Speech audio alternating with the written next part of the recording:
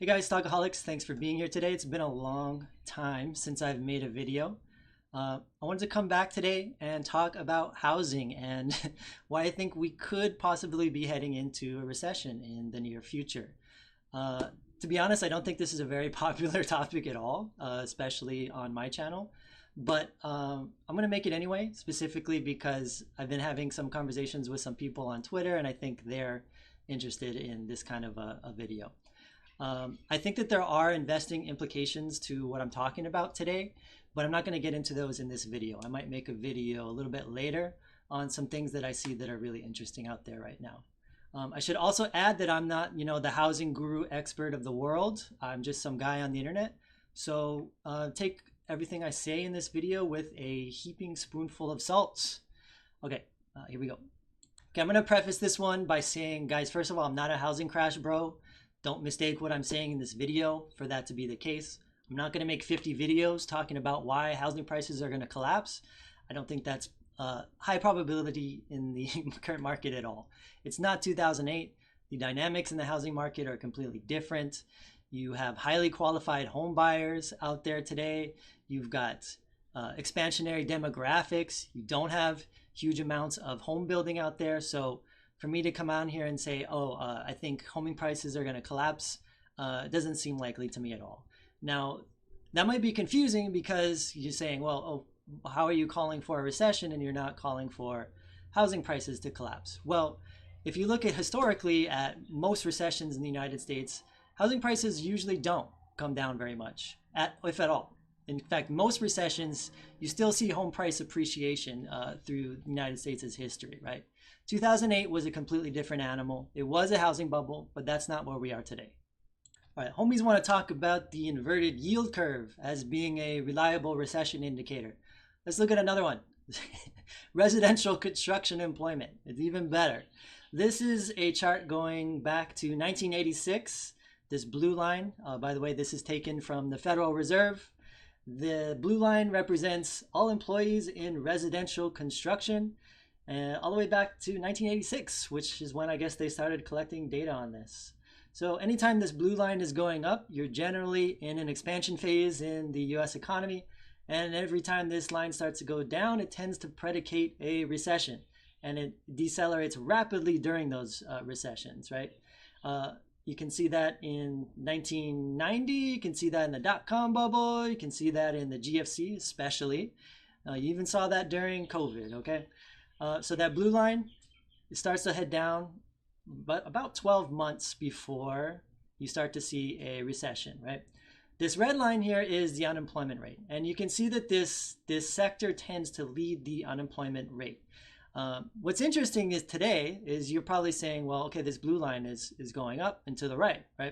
And I think that there's a strange thing that's happening, which we're going to talk about later, yeah? And despite that, you've also started to see this red line going up. There's something called the Sahm rule, which is another economic indicator. When the 3-month moving average in unemployment goes above the 12-month moving average, you tend to start to go into a recession. And that has happened without this part of the economy doing that, with those numbers dropping, which is pretty crazy to see. But there is something going on here, and we're going to take a little closer look at that. Quick note, if you're interested in this, I would recommend following Warren Pies on Twitter. He talks about this regularly. He talks about residential construction payrolls more specifically. It's another way to think about the same variable we're talking about before, residential construction employment. Think about it, if you're getting paid as a residential construction worker, you likely have a job. If residential construction payrolls start to decline, then that tells you that jobs are probably soon to follow, okay? So interested in that, highly recommend following Warren Pies. So a question you might be having is, well, how can this possibly be such a reliable indicator? Construction is only a small part of the US economy. I think construction overall is only 8% of US GDP, and residential construction is only a fraction of that. So how on earth could this possibly be such a powerful forward-looking indicator? Well, it has to do with something we call the multiplier effect. Even though US GDP only approximately 8% of that is in construction, this tends to be kind of the source of more jobs indirectly related to construction. So what I mean by that is for every dollar you spend in construction, $3 tend to get spent into the broad economy, right? And if you think about why that's the case, it's because of all the things that tend to go along with construction work, right? Or building houses, building anything, but especially the residential construction, right? Because that tends to be the most cyclical. So first of all, there's the direct people who are employed, right? The construction workers, they're out there building houses, and as long as there's homes getting built, they got a job, right? But there's other things that go into the house, right? There's supplies, there's windows that need to get built, there's lumber that needs to get cut down, there's transport involved with building that home.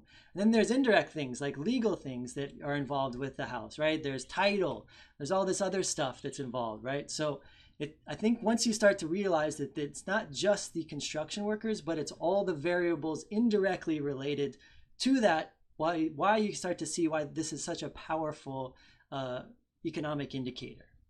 All right, this chart I think gets to the crux of why I think it's not hard to see why a potential recession could be just around the corner in the United States. When we just seen a bunch of charts that kind of show the contrary to that, right? We've seen that residential construction payroll is going up and to the right.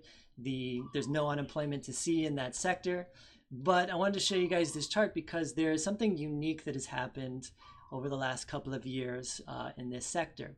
And so we have another chart. In this one, we have a blue line representing housing units under construction. So they're houses that are currently being built, employing construction workers, right?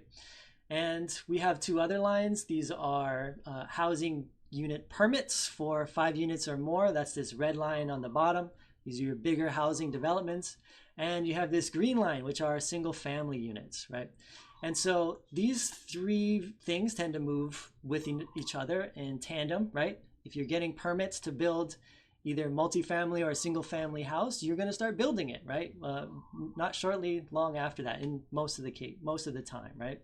And in the recessions, you start to see these go down in almost all recessions in the past. However, if you look over here to the right in 2020 and beyond, something unique happened, right? We saw a surge in permits for single family, and we saw a surge relative to where this was in the recent past in multifamily permits getting issued. And one of the big reasons for this is because in 2020 through 2022, you saw a big drop in interest rates. And so that created a big surge in demand for constructing these new houses, right? However, at the same time as you had that surge in demand happening, you had all those issues as a result of all the global lockdowns and things like that happening during the time, right? So you had two things happening at the same time: big surge in demand and issues in getting these construction projects completed, right? So because of that, you see that this blue line, the units under construction today, has surged to a high that you haven't even seen at almost any time in the past, even during the GFC housing bubble, when you had a lot more single family units being constructed, right? And so as a result of that boom that we saw, the inflation issues that we saw right after the pandemic, things normalizing in terms of supply, well, the Federal Reserve spiked interest rate. They went from a real low to a real high. And so right after that, you started to see single family tank, and you especially started to see multifamily tank. I would suggest that there are more jobs involved with single family than there are multifamily, but both of these have recently started to trend down. And that has a lot to do with the affordability with these rates, right? You are not going to, it's a lot harder to get people out there buying houses at 7% or whatever the current mortgage rate is compared to 3% what it was in the past, right? And so at the same time, you're starting to see these construction jobs finish, right? You're starting to see this start to trend down, right? So it's not hard to see how there's likely an excess amount of residential construction workers. Is probably an excess of residential construction payrolls out there right now.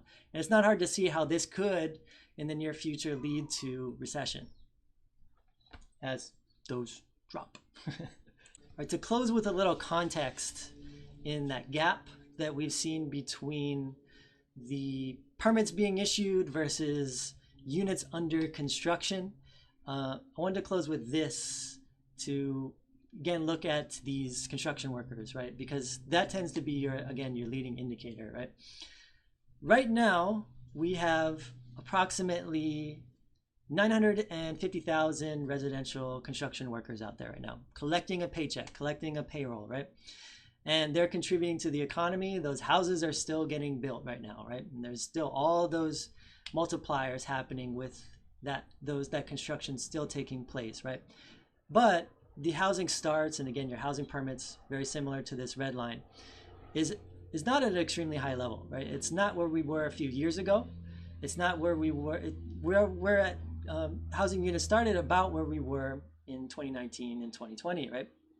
However, you can see that the amount of construction workers out there there's a lot. There's about 150,000 more where we were pre-pandemic with the same amount of housing units or similar levels, right? And add a little bit more flavor. There's probably some things that I'm missing here, right? But if you just compare the amount of construction workers today to where we had at the peak of the dot-com bubble, we're not far off, but we're significantly lower than where we were back then. Now, I'm sure that there's some other things related to renovations and things like that that are probably, there might be more jobs somewhere in here that I don't understand. But just to put that, a little context into that, it's not hard to see, I think, how there's definitely an excess amount of construction workers, right? And it's not hard to see how this number will go down as the current amount of units under construction start to get completed, right? Now, one last thing to say is that I think that this is preventable, right? It wouldn't take much to support this market to make housing more affordable simply by the Fed coming out and lowering interest rates, right? So if they understand this and they start to see, hey, this is pretty bad, guys, right? They could just start going and lowering interest rates. Housing would get more affordable, and then the amount of units being started, again with those demographic tailwinds, to me it's not hard to see how you could support more construction work going on, right? Now, would you be able to support this delta here? I don't know, right? There's a lot of still, even it seems like there's probably an excess amount of construction workers. Anyway, I'd be curious to hear your thoughts on all of this if you stayed to the end. Let me know what you guys think in the comments below, and take it easy.